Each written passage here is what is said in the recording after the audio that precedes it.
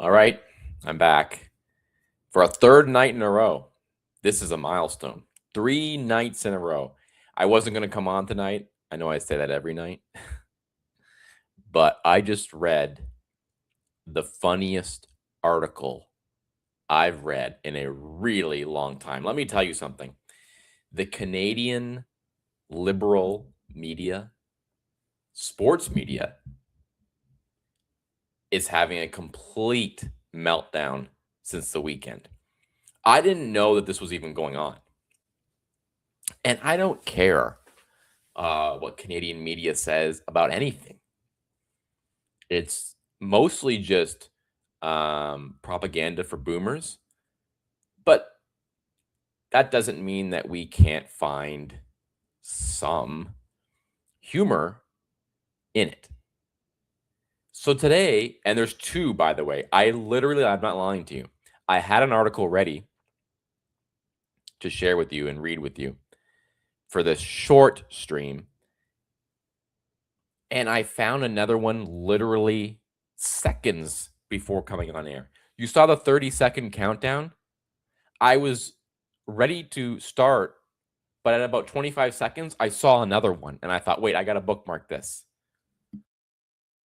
Because it was almost as crazy. Now, I didn't get to read the second one I found, but we'll get to it. We'll get to it.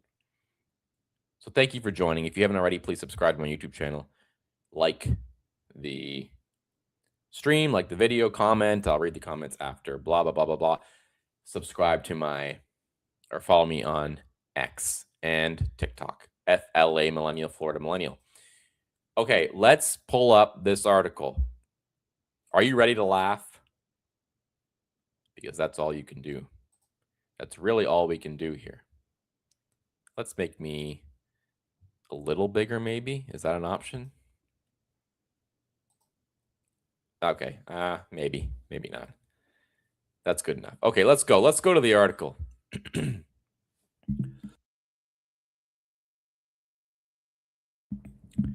So this is, again, one of the funniest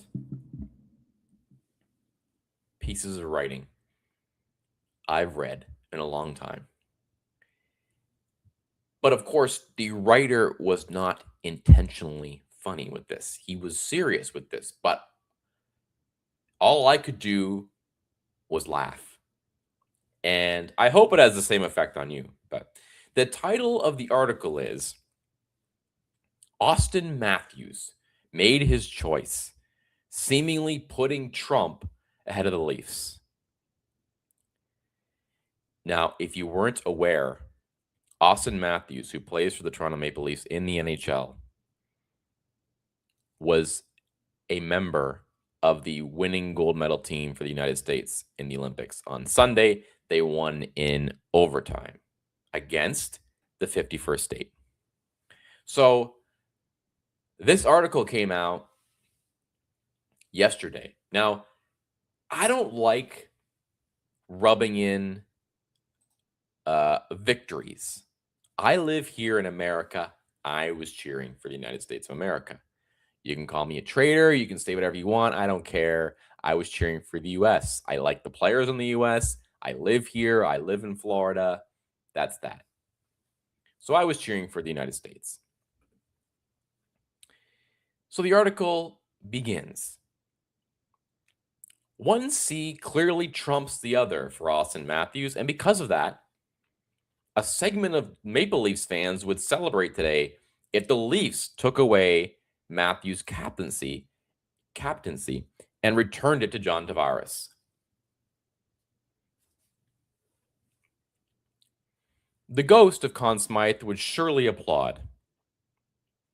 Simultaneously being captain of the Leafs and the United States men's Olympic team was always going to be a tricky balancing act for Matthews, particularly at a time when U.S. President Donald Trump never tires of threatening Canada with becoming the 51st state. So right off the bat, you know, the dude is crazy because he thinks that that's actually going to happen. He thinks that Trump is going to annex Canada.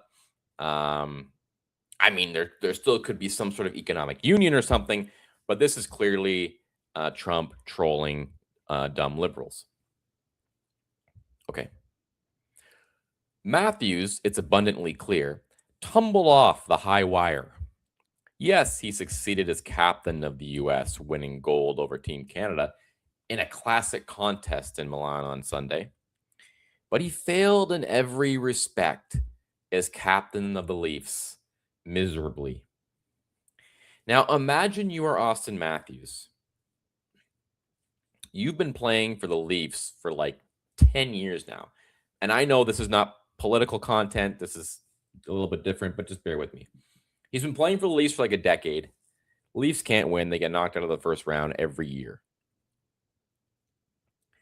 Finally, Auston Matthews wins something of consequence. He finally wins the gold medal. This is on the world stage. Everybody's watching, and he is triumphant.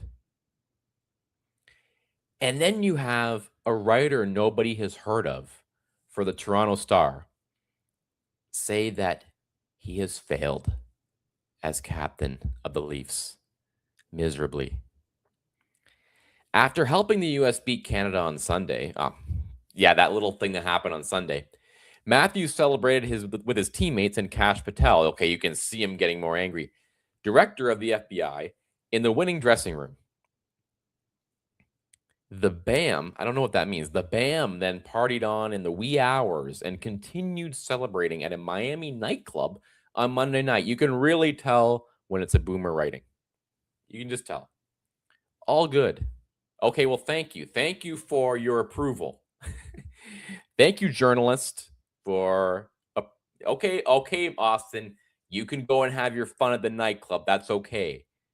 But wait a minute. At that point, Matthews could have said, sorry, boys, but I've got to get back to work. Yes.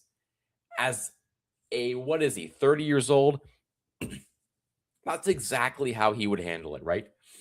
Well, boys, I'd like to have another beer, but I got to get to work early on time. I got to fly back to Toronto. I cannot wait to get back there. After playing 6 games in 11 days in Italy and then traveling back from Europe, being rested and ready to resume NHL activity Wednesday night might have set the example a captain would want to set. The Leafs, after all, are in serious danger of missing the playoffs. No, Damian Cox, they are going to miss the playoffs. Not in serious danger. They're not going to make the playoffs.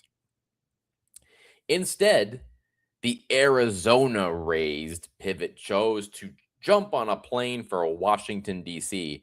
to accept an invitation with his teammates to visit Trump at the White House on Tuesday. How dare he?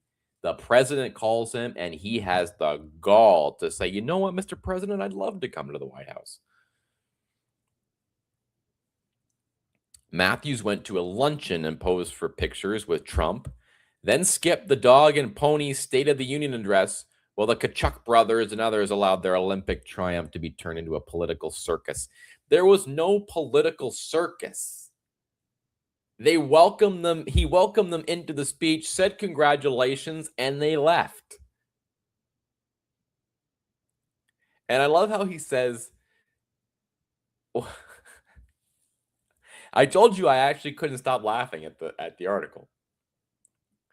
Matthews went to a luncheon and posed for pictures with Trump, and then skipped the dog and pony State of the Union address.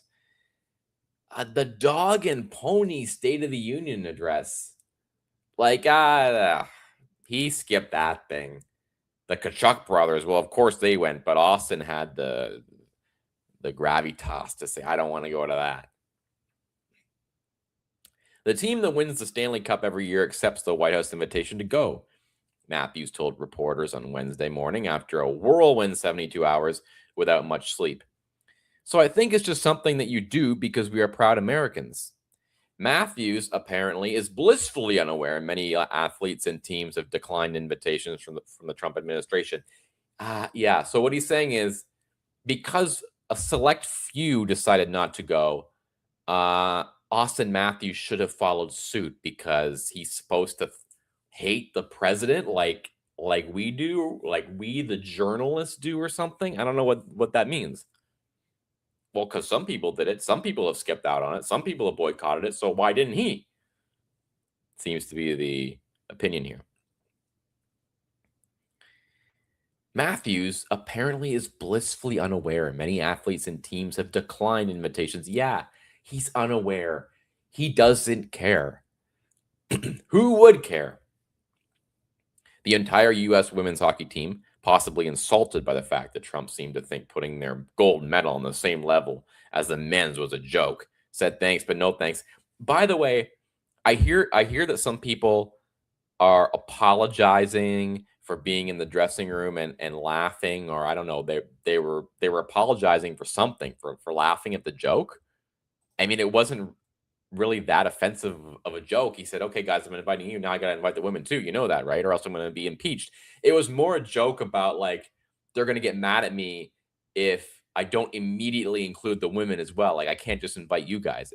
It was a very unassuming joke.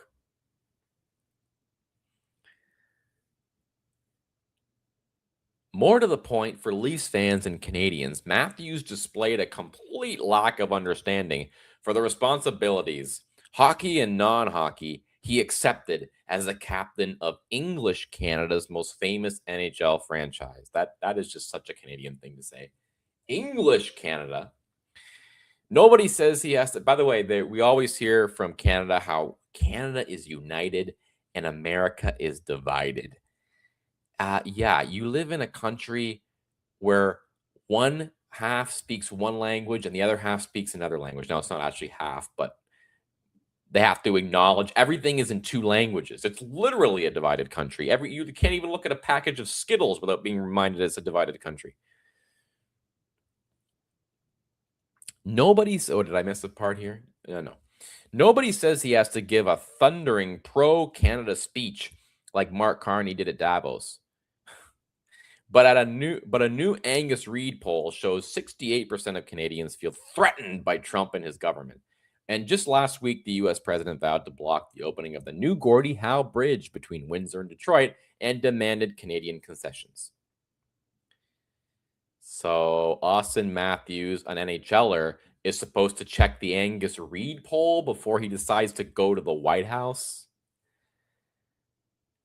I don't like to get political or get into that kind of stuff, he said.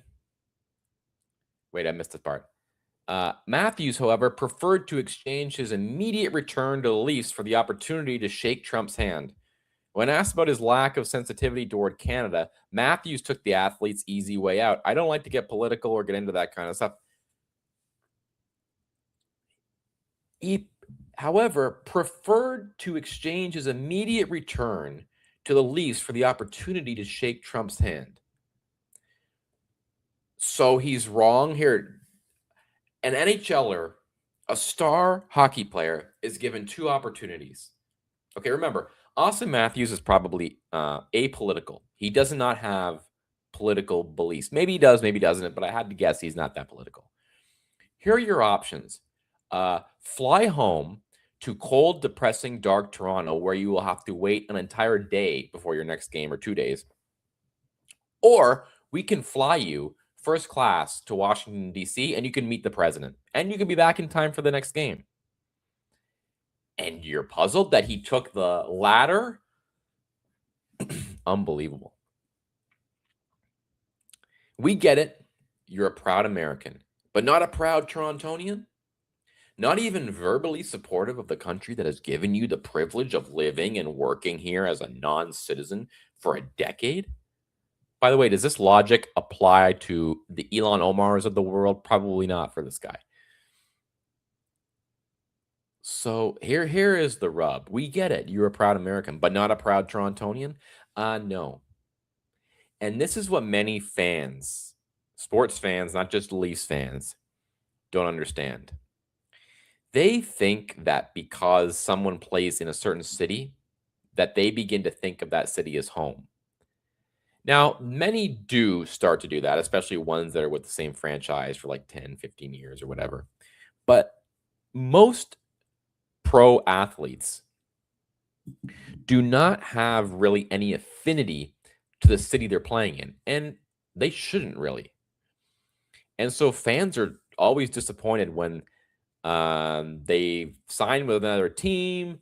They demand a trade because how could they? I thought they loved the city. I thought they loved our city. How can they just leave? Because they don't really care, and that's not really a bad thing. It's just this isn't their home. They're playing for a hockey team. They didn't choose the team. All he has to say, now we're back to the article. All he had to say was he understood the feelings of Canadians in those troubled times. He could have just skipped the White House nonsense, demonstrating much needed leadership and proof the Leafs were his top priority. But Matthews preferred to be feted by a president who dismisses the very idea of Canadian sovereignty. So once again, the Canadian journalists cannot understand that he's being trolled by the president. Trump is not going to invade Canada. I'm sorry to break this to you, or maybe you will be relieved to know that's not going to happen. He could have just skipped the White House nonsense. The guy is an American. Do you think he views it as nonsense? No, he views it as a trip to the White House,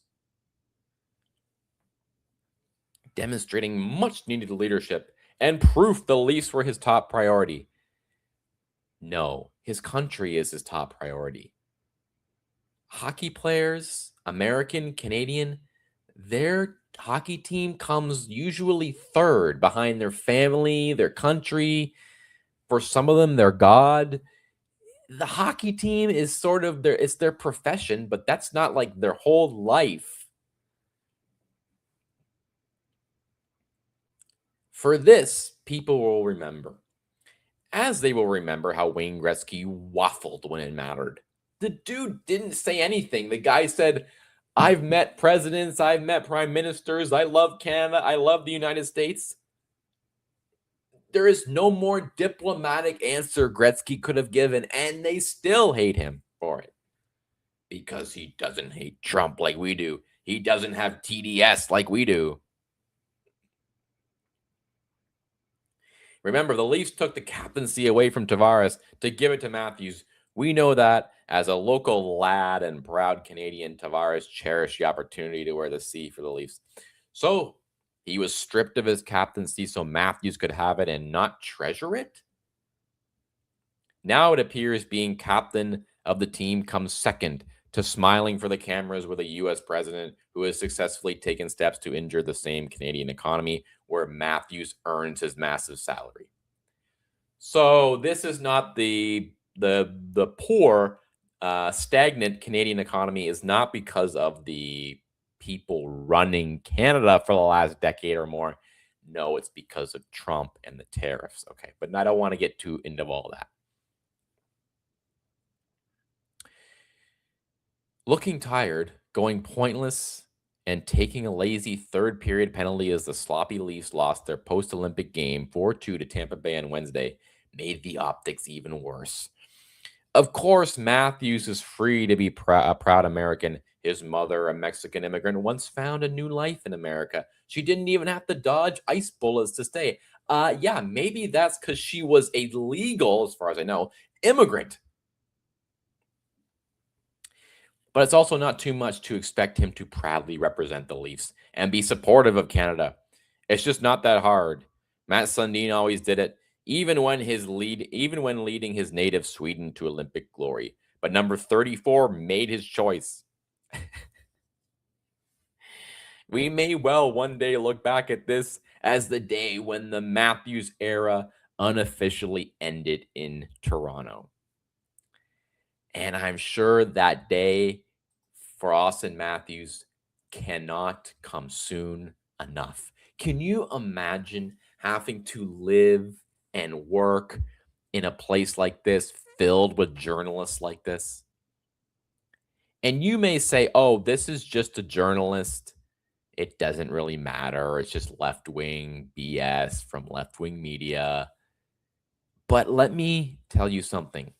This opinion is very common in Canada. I know Canada. I've spent a lot of time there. This type of attitude is prevalent everywhere. It is ubiquitous in Canada. The jealousy, the bitterness, the anti-Americanism, that is a hallmark of Canadian culture. This article contains all the irrationalities of many Canadians. The obsession with the hockey team, not the love of the hockey team or cheering for the hockey team, the obsession with the hockey team. That's number one. Number two, the bitter, sore loser attitude. Number three, the anti-Americanism. It's just oozing with anti-Americanism. And number four, of course, the liberalism. Canada is a liberal country. Canada is a leftist, socialist crap hole now. And it is because of this attitude. But the politics of this writer is not what is funny about this and not what's the interesting thing here. What's interesting is he actually believes that Auston Matthews, a 30-something-year-old man who plays in the National Hockey League, would turn down the opportunity to go to the White House to meet the most powerful man on earth and have a photo op, tour the White House, go to the State of the Union. He didn't go, but he had the opportunity to go. I mean, it's like the greatest 2 nights of your life if you're an American. And this has nothing to do with who's in the White House. If Obama was in the White House, it would be the same thing. If they won that game, the gold medal game, flew to Miami, partied in Miami all night long, then flew to Washington, D.C. to meet Barack Obama, that would be still just as cool, just as amazing. There's no politics involved here. Of course, this guy involves it. This is not political. This is an American man wanting to go to the White House and shake the president's hand. There's nothing wrong with that.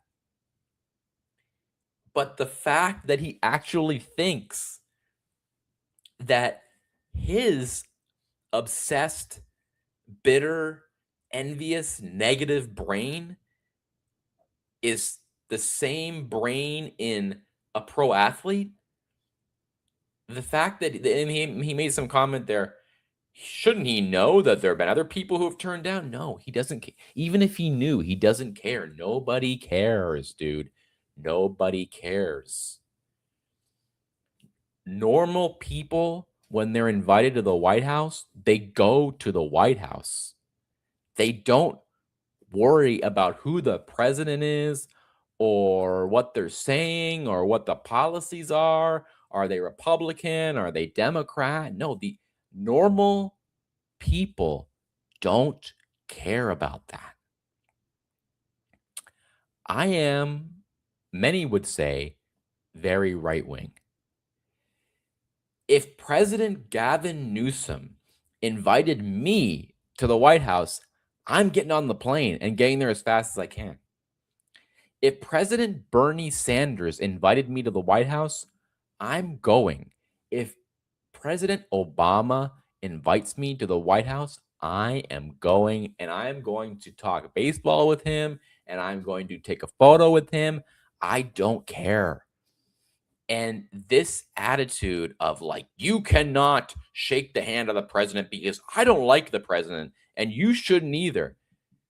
That is why people think the left is crazy. And that's what he was saying at the State of the Union. These people are crazy. This is like mental illness. This article is mental illness. It's not political. It's not nationalism. It's literally mental illness. That's all it is.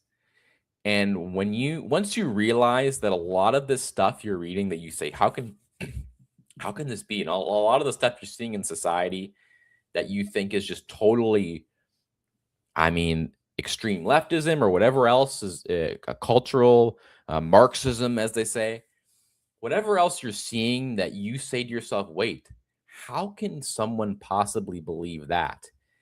It's usually just mental illness. Just chalk it up to that. And I'm not saying people who disagree with you are mentally ill, because there are many people who are Democrats and left wing and liberal who definitely are not mentally ill. They are some of the smartest people, but you can tell when you see it. You can tell the mental illness now when you see it, because the rage you can feel. When you read this article, you can feel the rage and the bitterness and the envy just spilling through the screen and the page when you read this stuff. And so I was just laughing throughout it, because I'm like, this is just this piece is just too, it's too good not to come on and talk about. So that's all for tonight. I don't really have any. Oh, no, I told you there was another one. Let me see if I can find it. Let me see if I can even if I'm even able to read it first, because they all have them paywalled. No, I'm just gonna be able to read you the um oh no, this was a letter to the editor. Okay, never mind then. Never mind. I mean, look, it's the Globe and Mail, which is another leftist Canadian paper. Opinion: I wonder if the US Olympic men's hockey team is familiar with the term useful idiots. What editor at a newspaper, which, I mean, look, I used to love newspapers. My late father loved reading the newspaper, and he kind of got me into that. So I have a soft spot for like newspapers, but I don't have a soft spot for the people who put them out, like the media. I'm just no. So, but it is, I do have a soft spot for it. But this, nobody is really reading papers anymore. And the idea that, and you have people working at these places that they think that's like, that's an original opinion. Like someone who writes in and says, I wonder if the US Olympic men's hockey team is familiar with the term useful idiots. Nobody on that hockey team cares what you say or what anybody is saying or thinking. They've had the greatest 4 days of their entire life. Think about this. Like, this has been Jack Hughes' week. Okay, this is a week you could never imagine. Okay, he's in Italy in the Olympics. He's dating, what's her name, Tate McRae. He's got a beautiful girlfriend. He's playing in the gold medal hockey game against Canada. He scores the overtime winning goal.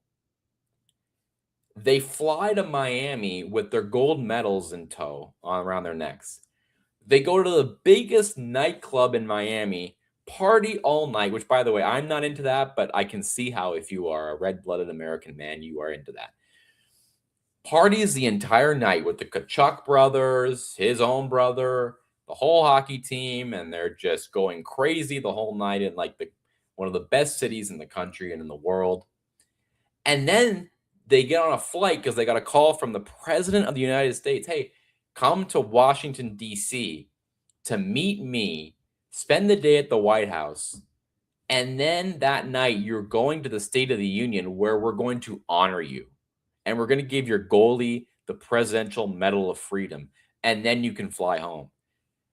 And you really think they give a crap about what some dumb journalist says about it? No. And we shouldn't either. And you're probably thinking, well, why are you spending a whole stream talking about it? Because it's funny. It's hilarious. This stuff doesn't make me angry. It's funny. It's funny. It's time to just laugh at it and call it what it is. It's just dumb. It's dumb. It's hilarious at the same time. It's just, these people are so out of touch. And I talked about this last night. They've lost. They have lost. And it doesn't matter what happens politically from here on out, because the entire thing is mental illness about one man. And they are trying to cope as best they can, but they're not doing a very good job of it. I got to tell you. So that's that. That's the article. I read it and just said I have to jump on to talk about this because this is just too good to be true, honestly. It's like it's just it's so easy. It's so easy. There is really and I mentioned this as I was reading the article as well. There's like a there's also there's something going on with the boomers, and it deserves more attention. But it's almost like they have become so out of touch with reality that their politics don't at all mirror the reality. Um, they are still living in this, I want to say like 1960s, 1970s world. And you notice this. I was watching Pierce Morgan interview Clavicular. Wait, I can take this article off. We don't need to see this anymore. I was watching Pierce Morgan interviewing Clavicular, who is like the looks maxing guy and kind of weird, kind of interesting at the same time. But it's funny to watch Pierce try and be relatable because it doesn't come off very well. It comes off like very try hard. And I think a lot of boomers, time has passed them by and they still kind of live in that old world. And another thing I noticed, because he did an interview with another one who shall not be named on this channel, just in case they ban me because of it. But let's just say he did a very interesting interview with a very interesting person before Clavicular. And there was this obsession with certain world events and certain world leaders from history that I don't really think younger generations have the same obsession over.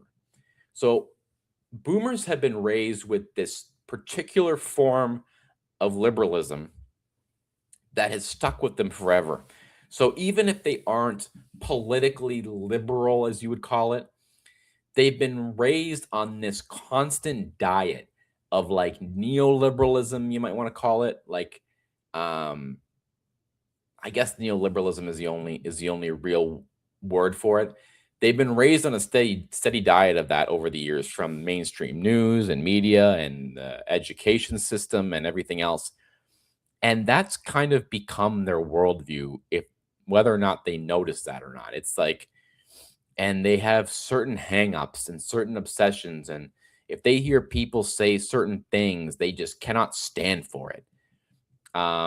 While at the same time being very accepting of certain lifestyles that, I mean, they're just kind of degenerate and kind of go against everything morally that maybe their parents tried to teach them.